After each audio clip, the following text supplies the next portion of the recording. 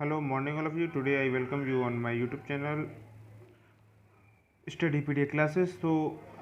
Today we will discuss the Hindu newspaper and the editorial analysis of 30th of April 2021 और है Friday. तो आज का हम द हिंदू न्यूज़पेपर एनालाइज करेंगे 30 अप्रैल 2021 का। तो जो हमारा फर्स्ट आर्टिकल है वो देखते हैं और एडिटोरियल देखेंगे। तो जो है हमारा सबसे पहले एडिटोरियल पे चलते हैं। जो एडिटोरियल है हमारा पहला वो है इलेक्शन से रिलेटेड। तो जो लॉन्ग टर्म और टॉर्टियस हो रहा है तो उसमें जो मल्टी फेज असेंबली पोल्स जो हो रहे हैं और कोविड-19 केसेस के साथ उनमें बारे में बताया गया है। तो जो हमारा 8th फेज हुआ है इलेक्शंस का वेस्ट बंगाल के अंदर थर्सडे को, तो उसमें बारे में बताया गया है। और जो इलेक्शंस हो रहे हैं 4 स्टेट्स में और एक यूनियन टेरिटरी के अंदर, जिनमें इलेक्टोर्स और जो कैंडिडेट्स हैं उनको कोविड-19 से रिलेटेड सभी चीज़ पता है उसके बारे में। और फेयर और फ्री इलेक्शंस और पीरियडिकली इलेक्शंस जो होते हैं हमारे, वही फीचर है हमारे डेमोक्रेसी के। तो जैसा मैंने बताया, तो इस आर्टिकल्स में हमारे लिए इम्पोर्टेंट है इलेक्शन कमीशन ऑफ इंडिया है क्या, तो उसके बारे में देखेंगे।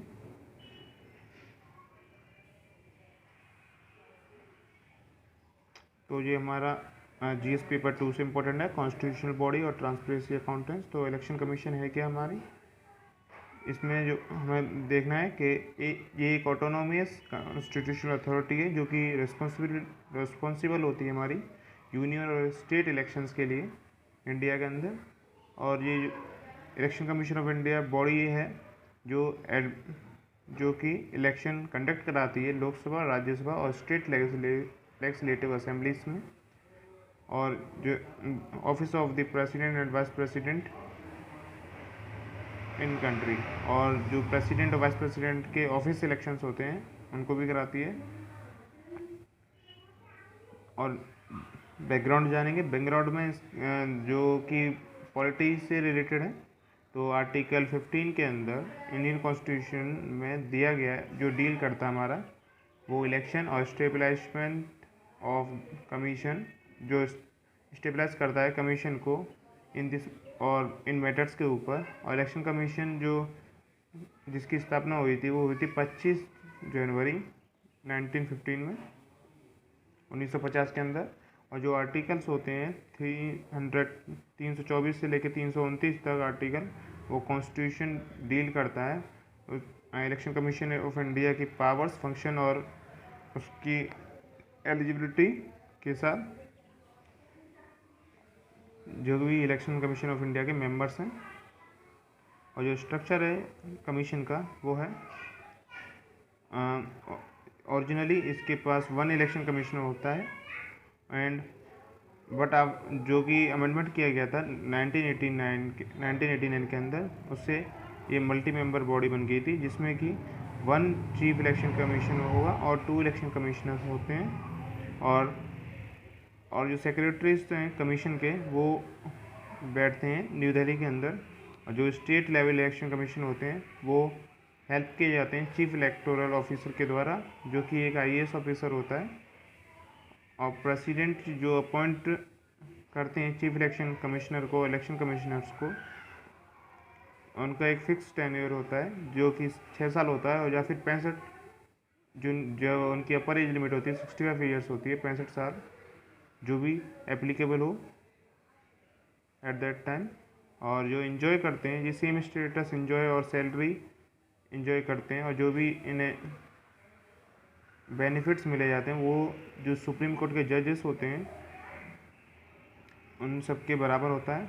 और जो चीफ इलेक्शन कमिश्नर होता है वो रिमूव होता है, जैसे वो रिमूव भी सुप्रीम कोर्ट के जो जजेस होते हैं वो भी उसी तरीके से रिमूव किया जाता है पार्लियामेंट के द्वारा। और जो प्रोसीजर होता है रिमूवल का, सुप्रीम कोर्ट के जजेस और हाई कोर्ट के जजेस और जो और कैग, इन सबको रिमूव पार्लियामेंट के द्वारा किया जाता है सिर्फ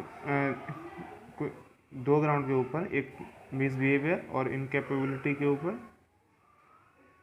और इनको रिमूव करने के लिए स्पेशल मेजॉरिटी होनी चाहिए, और जो वोटिंग होगी उसके लिए 50% स्ट्रेंथ होनी चाहिए वोटिंग के लिए दोनों हाउस के अंदर। और जो वर्ड इम्पीचमेंट है वो जजेस, कैग और चीफ इलेक्शन कमिश्नर के ऊपर इम्प्लीमेंट नहीं होता है। ये सिर्फ प्रेसिडेंट के ऊपर अप्लाई किया जाता है। और ये फंक्शन होता है इलेक्शन कमीशन ऑफ इंडिया के ऊपर, ये मैं अभी आपको बता चुका हूँ।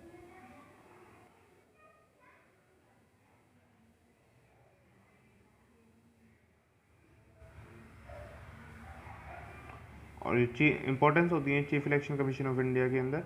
ये कंडक्ट कराता है हाई स्टैंडर्ड पर फेयरनेस और ट्रांसपेरेंसी, इंटीग्रिटी, अकाउंटेबिलिटी और ऑटोनोमी और प्रोफेशनलिज्म के ऊपर जो इलेक्शंस होते हैं इन आधारों पर किए जाते हैं। और जो वोटर फ्रेंडली एनवायरनमेंट दिया जाता है हर एक एलिजिबल सिटीजन्स को, ये भी decide election commission of India करती हैं पार्लियामेंट के साथ।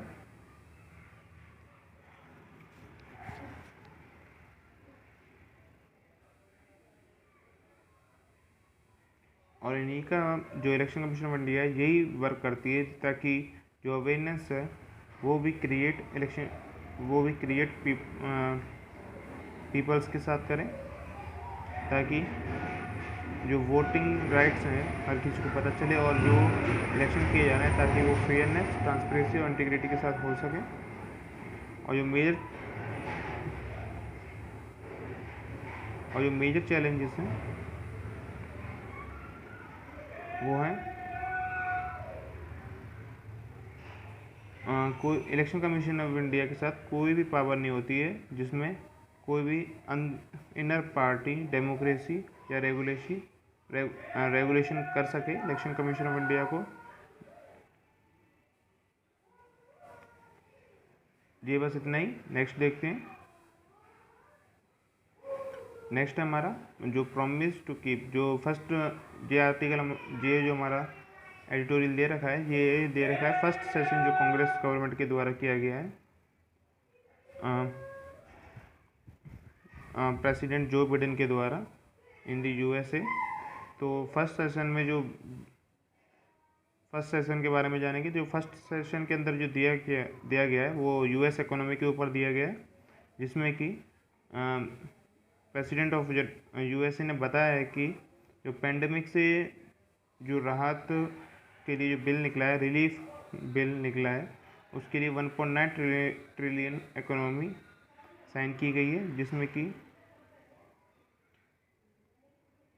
जिसमें कि बताया गया है $1,400 हर एक पर्सन को पेमेंट दिया जाएगा, और जिसमें कि टोटल 160 मिलियन हाउस होल्ड को दिया जा रहा है। और इसमें बताया गया है कि जो अनएम्प्लॉयमेंट रेट है उसमें 8.4 मिलियन जॉब लॉस्ट हो चुकी हैं, जिसका मतलब है 84 लाख जॉब लॉस्ट हो चुकी हैं ड्यू टू कोविड-19 2022 तक हो जाएंगी। और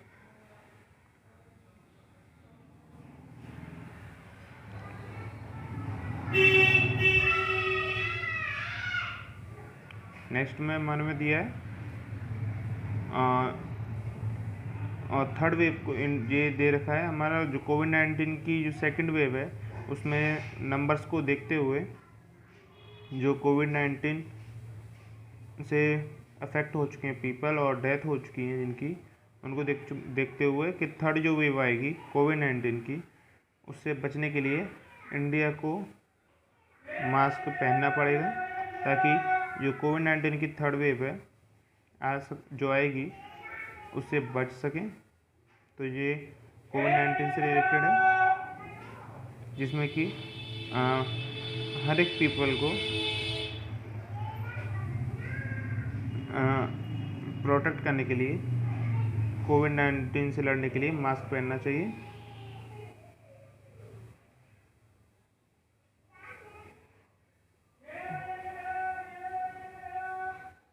नेक्स्ट आर्टिकल हमारा state repression that breaches public piece.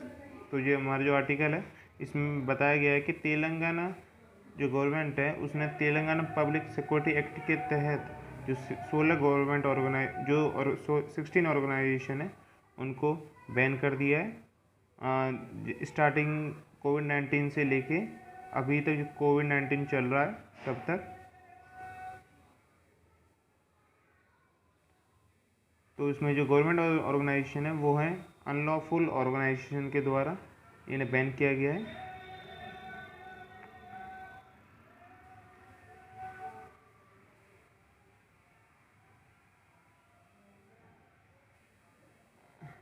और जो गवर्नमेंट ऑर्गेनाइजेशन है जो ऑर्गेनाइजेशन है तेलंगाना प्रजा फ्रंट और तेलंगाना विद्या सारथी वेदिका और आदिवासी स्टूडेंट यूनियन और भी हैं। इसमें आप पढ़ सकते हैं, वीडियो को पॉज करके देख लीजिए। और इसमें जो दे रखा है वो दे रखा है चैलेंज जो है अनलॉफुल एक्टिविटीज़ एक्ट के जो आते हैं वो चैलेंज किए जाते हैं हर एक पीपल के द्वारा तो ताकि वो कॉन्स्टिट्यूशन को अंडरस्टैंड कर सकते हैं कॉन्स्टिट्यूशन को अंडरस्टैंड कर सकते हैं आगे जो भी कॉन्स्टिट्यूशन गारंटी देता है कॉन्स्टिट्यूशन के ऊपर।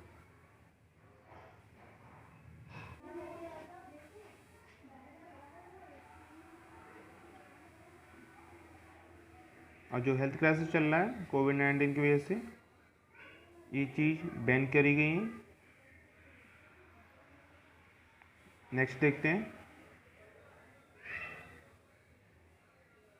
ये हमारा जो आर्टिकल है क्रिएटिंग क्रिटिकल थिंकर्स से रिलेटेड है। तो ये जो आर्टिकल दिया हुआ है ये एजुकेशन के रिलेटेड दिया हुआ है जिसमें कि जो कॉलेजेस और स्कूल बंद हैं तो सबसे बड़ा जो इम्पैक्ट पड़ रहा है वो स्टूडेंट लाइफ के ऊपर पड़ रहा है क्योंकि जो ऑनलाइन क्लासेस हैं उन लोगों की पढ़ाई उससे की जा रही है। तो सबसे बड़ा जो इसमें चैलेंज आ रहा है जो कि कोविड-19 की वजह से आ रहा है तो स्टूडेंट के ऊपर जो एग्ज़ाम दिए जाते हैं ऑनलाइन वो एग्ज़ाम कंडक्ट करा रहा है एग्ज़ाम कंडक्ट हो रहा है ऑनलाइन। तो उसकी वजह से जो चीटिंग का जो स्टूडेंट की जो होती है उसके बड़े ऊपर सबसे बड़ा चैलेंज है ताकि स्टूडेंट चीटिंग तो नहीं कर रहा है घर पर बैठे हुए क्योंकि जो एग्ज़ाम हो रहा है कंडक्ट घर पर ही होता है।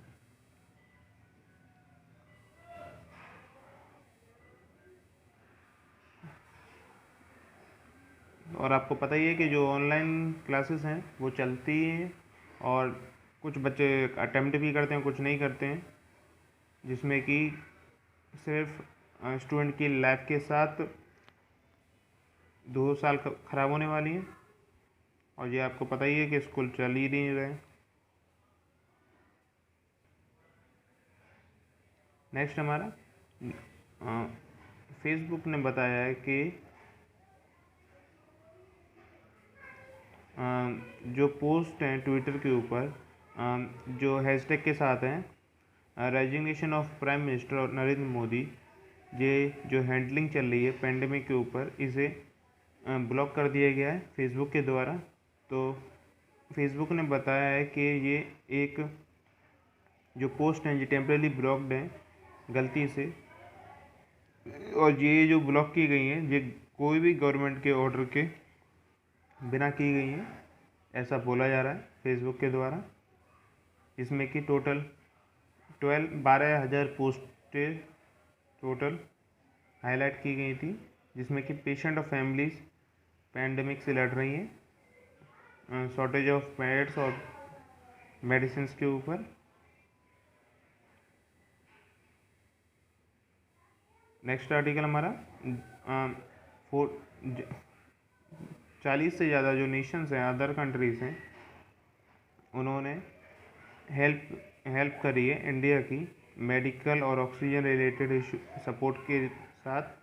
तो जिसमें जो कंट्रीज़ आती हैं वो साउथ ईस्ट एशिया की कंट्रीज़ हैं, गल्फ़ रीजन है और यूरोप है, ऑस्ट्रेलिया और न्यूजीलैंड भी है। इसी तरीके से जो गुआना है अदर वो भी मदद कर रहा है। ये हमारे फॉरेन सेक्रेटरी हर्षवर्धन श्रृंगला ने कहा है। और जो पार्टनर कंट्रीज हैं जैसे कि रशिया और साउथ ईस्ट एशिया और यूके, फ्रांस, जर्मनी और जो हमारे नेबर्स हैं वो भी आगे बढ़ के इंडिया की मदद कर रहे हैं ताकि वो कोविड-19 पैंडेमिक से लड़ सकें।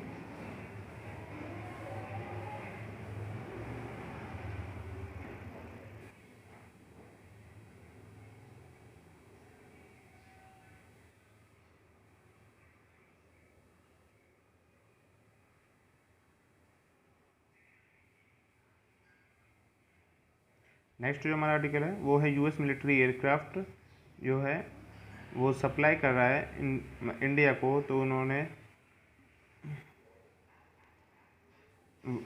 वर्ल्ड का सबसे लार्जेस्ट मिलिट्री एयरक्राफ्ट सेंड किया जिसका नाम है ट्राविस एयरफोर्स बेस, जो कि कैलिफोर्निया से लॉन्च किया गया, जिसमें कि ऑक्सीजन सप्लाईज और कोविड-19 रिलेटेड इक्विपमेंट्स सेंड किए गए हैं, जैसे कि हैं 440 जो ऑक्सीजन सिलेंडर्स डोनेट किए गए हैं स्टेट ऑफ कैलिफोर्निया के द्वारा यूएसए, और 1,00,000 मासेस N95 सेंड किए गए हैं और 9,60,000 जो रैप डायग्नोसिस टेस्ट सेंड किए गए हैं जो किट हैं। ये USAID की गवर्नमेंट कहती हैं। तो USAID की फुल फॉर्म है United state agency for international development, जिसमें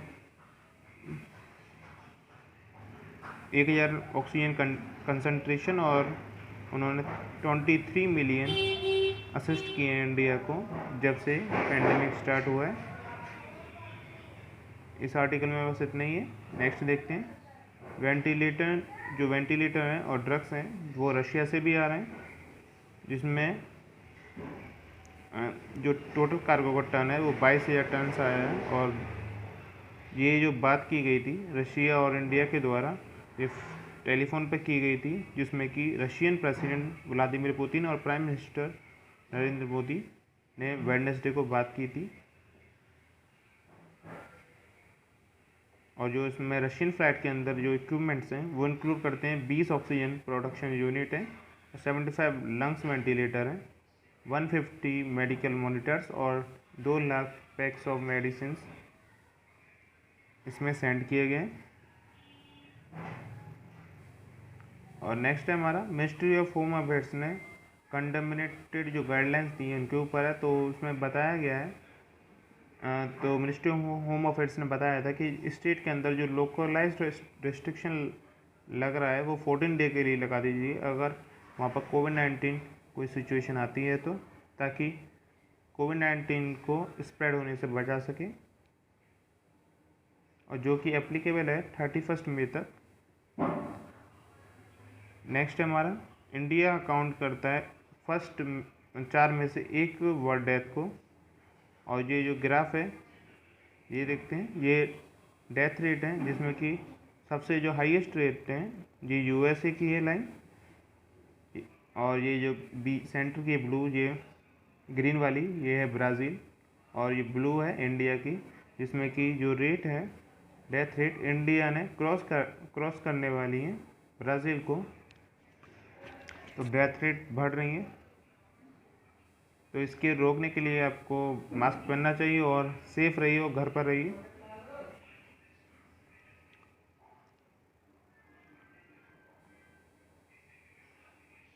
और ये नेक्स्ट आर्टिकल हमारा रशियन गवर्नमेंट जो वैक्सीन बना रही थी स्पुतनिक वी, उसका 3rd phase trial hetero biopharma के द्वारा कंडक्ट किया जाएगा, जो कि एक हैदराबाद बेस्ड फिल्म फिगर है।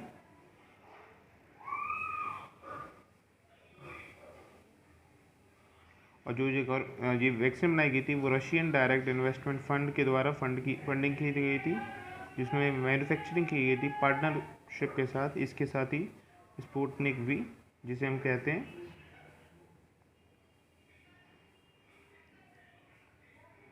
नेक्स्ट देखते हैं हमारा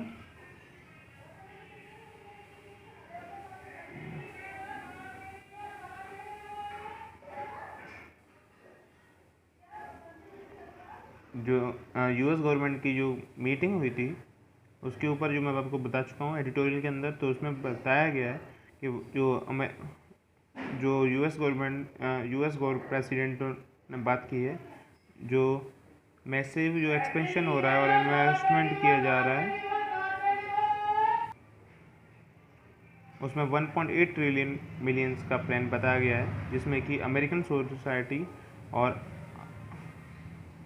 सोसाइटी के अंदर इन्वेस्ट किया जाएगा और स्पेंडिंग की जाएगी 1.8 ट्रिलियन प्लान की, जिसमें कि free schools, free community college और elderly care under American families plan के साथ हैं। और जिसमें बताया 1.9 ट्रिलियन जो रिलीफ पैकेज है वो पास किया गया है इसी साल कोविड-19 मास वैक्सीनेशन के लिए। नेक्स्ट देखते हैं, हमारा जो नेक्स्ट आर्टिकल है, चाइना ने लॉन्च किया है एक परमानेंट स्पेस स्टेशन है जो कि लॉन्ग मार्च 5B रॉकेट से भेजा गया है, वेनचांग लॉन्च सेंटर से, जो कि साउथर्न आइलैंड में है, जो कि प्रोविज़न में आता है हैनान के अंदर। तो ये फर्स्ट परमानेंट स्पेस स्टेशन है जो कि होस्ट किया गया है चाइनीज़ गवर्नमेंट के द्वारा, जो सक्सेसफुली लॉन्च कर दिया गया है। ये आप पिक्चर में देख सकते हैं, इसमें तिहाने मॉड्यूल उसे कहते हैं।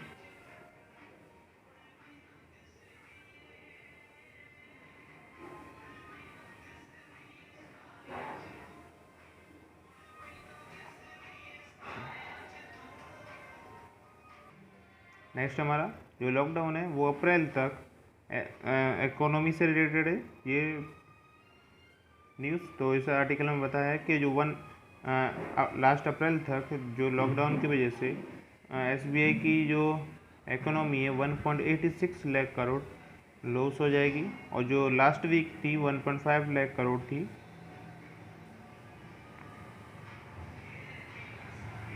तो थैंक यू दोस्तों वीडियो देखने के लिए। तो वीडियो को लाइक, शेयर और सब्सक्राइब जरूर करें और चैनल को सब्सक्राइब कर लें। जब तक के लिए जय हिंद, फिर मिलेंगे।